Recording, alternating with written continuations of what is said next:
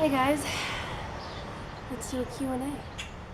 Show you how to love her.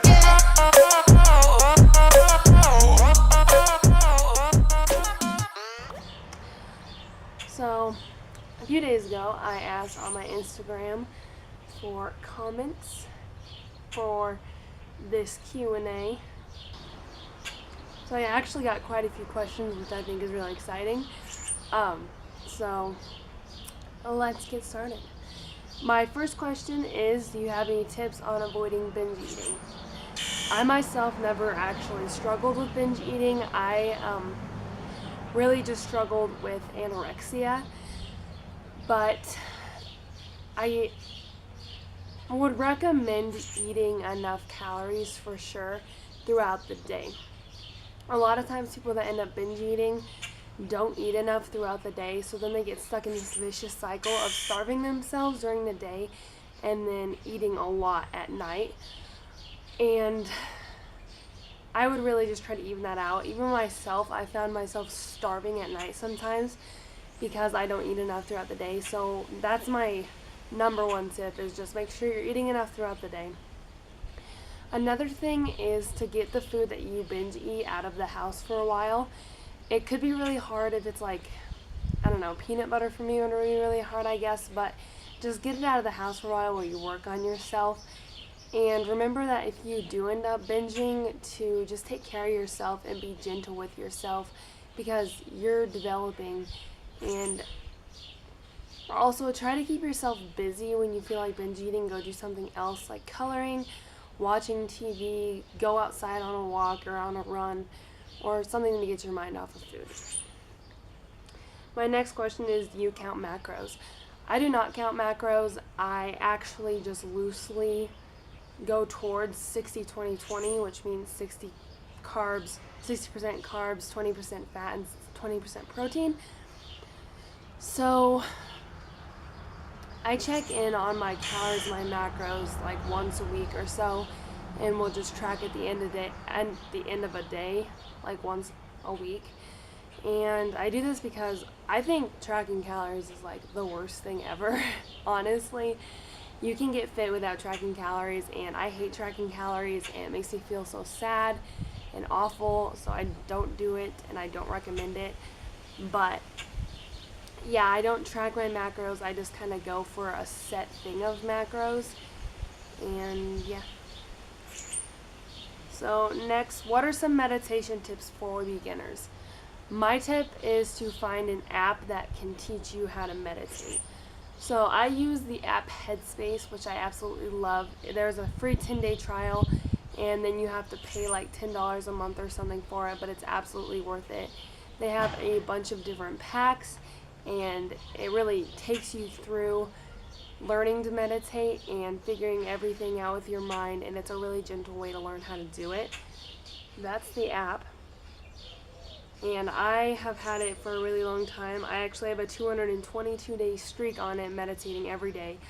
So I absolutely love this app. It's fantastic, and it definitely helps you learn how to meditate. There's a lot of other apps that are free, and you can check those out too on the App Store or the Google Play Store or whatever you have. There's also lots of videos on YouTube, and I'll probably upload one soon on meditation and learning to meditate, just for this question. Then, do you have any daily workouts? If so, what? So I'm on a workout split actually, so I do push-pull legs and then push-pull legs again and then a rest day. And I vary between two workouts, so I'll do one workout one day, and then the next time that day comes around, like on the first push day I'll do one workout, and then on the second push day I'll do a different workout, and then I'll repeat it the following week. And it changes like every 12 weeks or something that I change up my workouts, and oftentimes when I'm at the gym I decide to change one of the things I'm doing actually because I get bored with it. So I don't really have a set workout or anything. I just kind of go with the flow, and yeah. How do you define intuitive eating, and how did you start after mini mod? So I define intuitive eating as eating to your hunger and eating when you're you're hungry and not when you're not hungry. So if you don't know what mini mod is, it's pretty much something for anorexia recovery. And it's where you eat a set amount of calories depending on your age and your height and not doing any exercise. I followed this and I had to eat 3,000 calories a day, which is actually what I still eat now, around that. And I did no exercise while I was weight restoring, and I believe in it wholeheartedly. I love it. So pretty much I waited till I was weight restored, and I also loosely tracked my calories throughout the process to make sure I was getting enough, which was hard for me, but sometimes I just wrote down all my food, and eventually I figured out like this has this many calories in it, so I need about this more for the day, and then I could keep track of it in my head kind of more loosely. So then after that I started like not tracking it until the end of the day and seeing what to do. So like if I was like at 2,500 at the end of the day, I knew I needed to eat 500 more calories the next day, so I would do that. And then eventually I got to the point where I didn't have to track at all anymore because I was consistently hitting 3,000 or around that, and I just started eating when I was hungry. And then after that I stopped worrying so much about hitting 3,000, and I just worried about maintaining my weight. So I would do blind weigh-ins with my mom to make sure I wasn't losing weight while eating to my hunger. So my next question is, what do you want to become in the future? As a junior in high school, I'm not really sure what I want to become right now, but my plan for the future at the time being is to become a personal trainer online and in life, like going to gym and actually training people.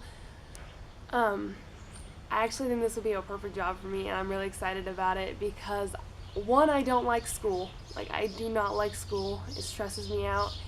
And to become a personal trainer, you don't have to go through as much school. And two, I love lifting and I love helping people. I've been training my sister in the gym for free just because, and I've loved it so much. It's so fun to watch her eyes light up when her weight goes up, and I think it's amazing. And also I feel like I could help people lose weight in a healthy way. So that's definitely what I want to try to do when I get older. But I've juggled between a lot of things. I wanted to be a therapist for a while to help with eating disorders and anxiety and stuff, and I also wanted to be a nurse, and I also want to do something with animals. So I guess I don't really know, but right now I think I want to be a personal trainer. What was the hardest part of recovering? The hardest part of recovering for me was stopping the thoughts and not listening to them, and realizing that my brain couldn't actually hurt me. It was just talking to me and using language. And it's just really hard to fight with the thoughts, honestly, so you just can't. Recovery is like the hardest thing, I think, from an eating disorder. It's really hard to do because your mind is like trying to tell you like go away from the food, it's not good, but your conscious mind knows that you need to eat and your body is asking you to eat. So it's really hard thinking that you're fat but also knowing that you need to gain weight. But it's worth it, 110%. And once you start fighting that and pushing back on the thoughts, eventually they will stop and they'll start going away. So yeah, that's definitely, I think, what the hardest part of recovery for me was learning that the thoughts didn't actually mean anything. What is your favorite vegan protein powder? My favorite vegan protein powder all the way is Veggie Elite Chocolate Mocha. It is so good. It's the only protein powder I've ever found that I can just drink straight up. And it's like coffee, but like chocolate. And it tastes really good in smoothies and oatmeal. And so I use that a lot. And I also use Plant Fusion cookies and cream, which is pretty good, but I can't drink it plain. So yeah, that's definitely number one. 20 grams of protein, super hot, made of plants. How many rest days per week do you have / recommend? I would recommend for beginners 2 rest days a week, and for intermediate people at least 1.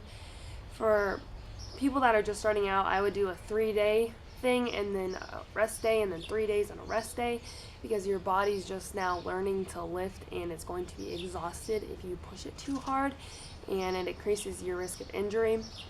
For intermediate people, I would recommend 1 day a week, complete rest, doing nothing, which is what I do because it gives your body a chance to build those muscles and to regenerate and to get feeling better. And the final question is how to get into yoga. So I think to get into yoga, you just have to start it. At first, it can be really frustrating because you're not as flexible and as strong as you would like to be, and you're not like a yogi, to be exact. But I would definitely say to find an app, or I recommend Yoga with Adriene, and just start. You can find a yoga partner, which makes it a lot more fun, or just do it by yourself. Find an app and set a schedule to do your yoga at. Set a time of day that you know you need to do your yoga, which is another thing with meditating. Set a time. Like, I meditate before bed. It's like part of my nighttime routine right now. So just set a time and make it go into your routine. If you're busy, do yoga 5 minutes a day. It's short, but it works, and it'll help develop your skills. Really, just anything that you can do with yoga will help. So that's the end of this video. I hope that you guys enjoyed, and thank you so much for your comments. Leave any comments down below telling me what kind of videos you would like to see. I'll have another video up for you guys on Wednesday, and I hope that you guys enjoyed this and have a wonderful Sunday.